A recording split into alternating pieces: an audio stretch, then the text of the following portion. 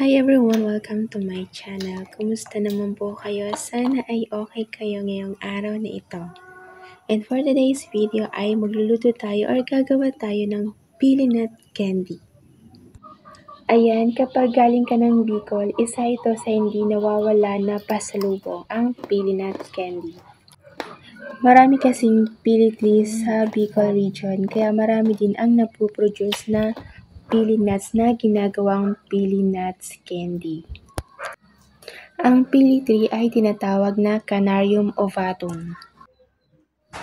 Ang English ng pili nuts ay pili nuts din, pero tinatawag din itong Java almonds or Philippine nuts.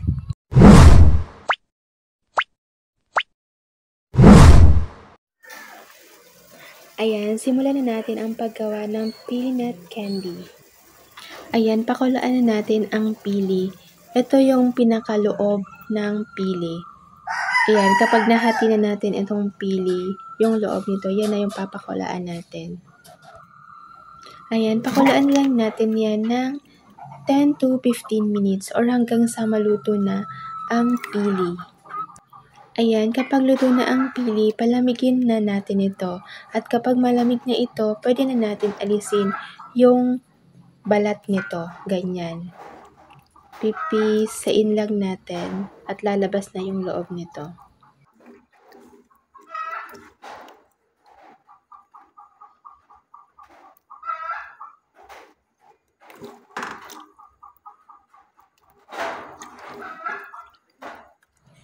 Ayan, pagkatapos natin maalis lahat ng balat ng pili, patuyuin lang natin at simulan na natin ang pagprito dito.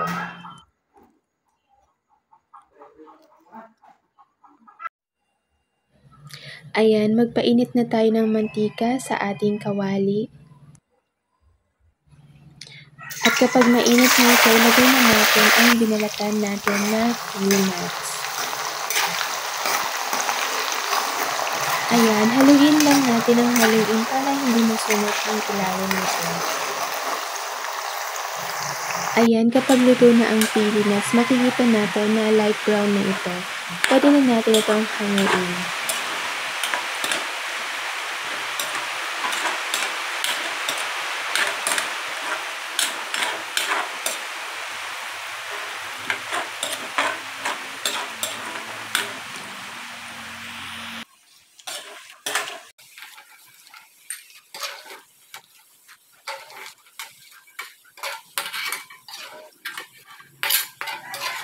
Ayan, kapag nahango na natin lahat ng pili, lagyan na natin ito ng asukal na puti. Pwede rin na brown sugar. Pero para sa akin, mas gusto ko ang puting asukal. Kasi pagka nag-caramelize na siya, hindi siya masyadong dark na brown. Ayan, haluin natin paminsan-minsan para hindi masunog yung ilalim nito.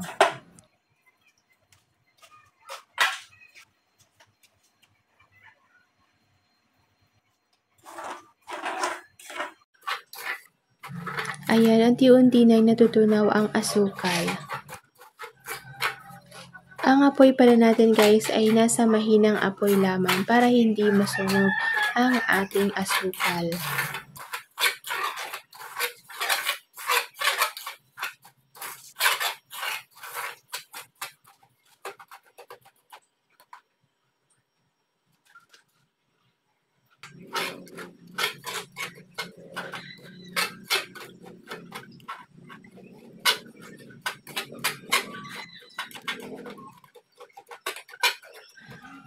Ayan, haluin lang natin hanggang sa lahat ay matunaw na ang asukal.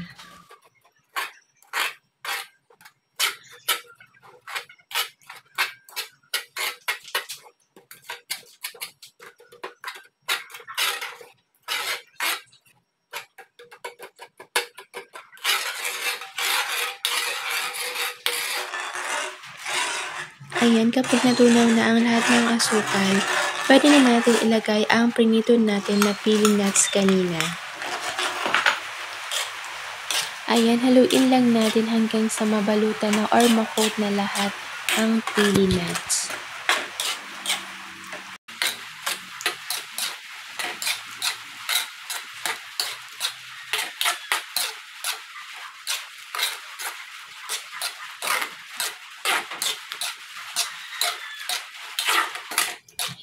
Ayan, halos lahat na ay na-coat na ng caramel.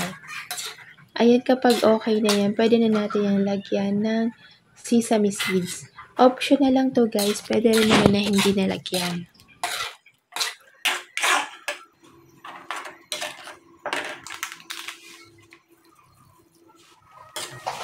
Ayan, haluin lang natin.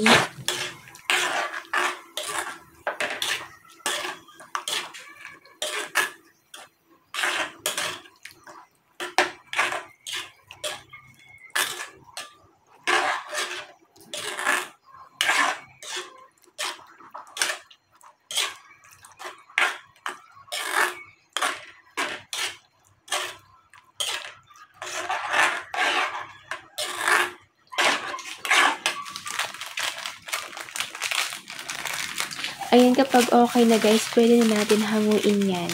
Kumuha lang ng dahon ng saging at tahiran ng mantika para hindi dumikit itong ating pili nuts candy.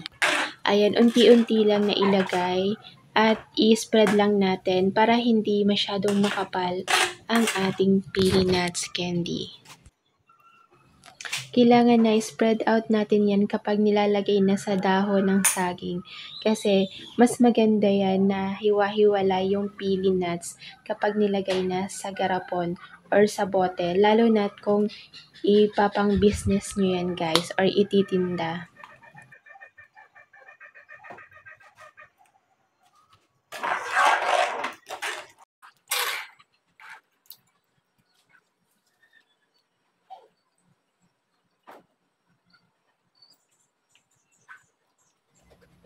Ayan, mas maganda talaga kapag hinihila or ini-spread out itong pili nut candy para kapag kakainin natin ito ay maninipis lang. Kapag makakapal kasi mahirap, parang sobrang tigas niya pag kakainin natin.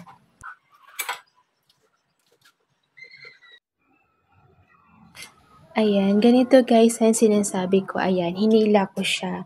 Pwede nyo guys gamitin yung kutsara para kasi mainit pa yan, i-spread out nyo siya.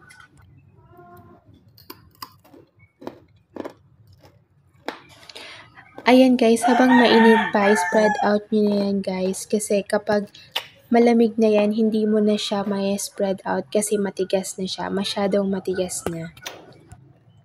Ayan, kapag malamig na yan guys, pwede nyo na yan ilagay sa garapon or sa bote tulad nito. Ayan, nakagawa na tayo ng pili nut candy. Ayan guys, hanggang dito na lamang muna ang ating video for today. Please don't forget to like, share, and subscribe. Bye!